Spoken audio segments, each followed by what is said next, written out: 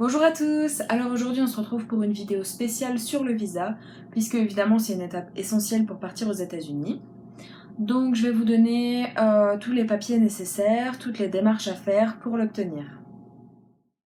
La toute première chose à avoir, c'est évidemment le passeport, donc ça coûte 86 € en timbre fiscal, et vous pouvez faire la demande en mairie ou en préfecture, donc je vous mets le lien en description. Pour le visa, vous allez devoir faire une demande en ligne, payer des frais, et après seulement vous pourrez prendre votre entretien, et pour l'entretien, il vous faudra les divers papiers suivants.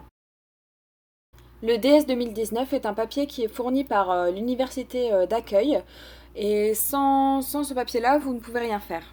Le DS 160 est votre confirmation de rendez-vous avec l'ambassade. Vous l'aurez après avoir fait les démarches en ligne sur le site de l'ambassade. Enfin, il y a les confirmations de paiement, puisque quand vous demandez un visa, vous allez devoir payer. Il y a deux types de frais. Les frais sévices de 160 € et les frais MRV de 144 €, ce qui fait un magnifique total de plus de 300 €.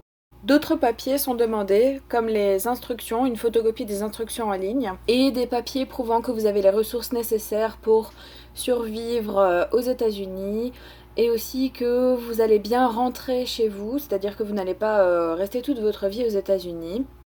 À part si vous êtes parisien, vous allez devoir vous rendre à Paris pour avoir votre entretien.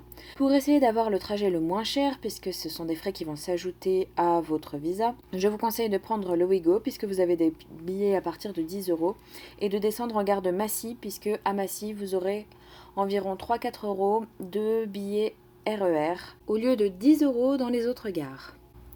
Pour savoir comment se passe l'entretien au niveau de l'ambassade, j'ai trouvé une page super intéressante que je vous mets en description. Alors concernant mon entretien, donc vous allez devoir passer 2 postes de police qui vont vous retirer votre téléphone, etc. etc. Et ensuite vous avez 2 types d'entretien. Le premier en fait c'est juste pour vérifier si vous avez tous les papiers nécessaires.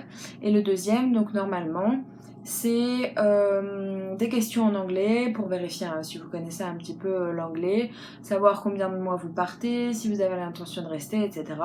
Bon après moi j'ai pas eu de questions, en fait ça a été très rapide, j'ai juste donné mes papiers, la dame m'a demandé combien de mois je restais, j'ai dit 10 mois et puis elle m'a dit bah c'est bon vous pouvez y aller. Donc voilà, je pense que les entretiens, c'est très différent selon la personne sur laquelle vous tombez, puisque vous pouvez aller voir sur la page que je vous ai mis précédemment en lien, où oui, la dame explique que en fait, elle a eu quand même un petit peu plus de questions que moi. Donc voilà, donc c'est quand même quelque chose de très très rapide. En fait, le plus long, c'est de faire la queue pour pouvoir rentrer dans l'ambassade pour passer les tests de police en fait. Alors attention, à l'ambassade, pas de nourriture, d'eau, d'ordinateur ou de téléphone. Si les téléphones sont gardés par l'ambassade et rendus lorsque vous avez fini votre entretien, les ordinateurs sont strictement interdits. Vous ne pouvez pas rentrer dans l'ambassade si vous avez ces choses-là.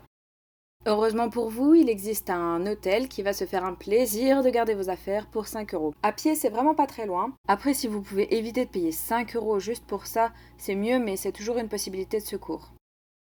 Donc voilà, c'est la fin de cette vidéo un petit peu administrative. Donc j'espère avoir été la plus complète possible et vous avoir donné tous les meilleurs conseils.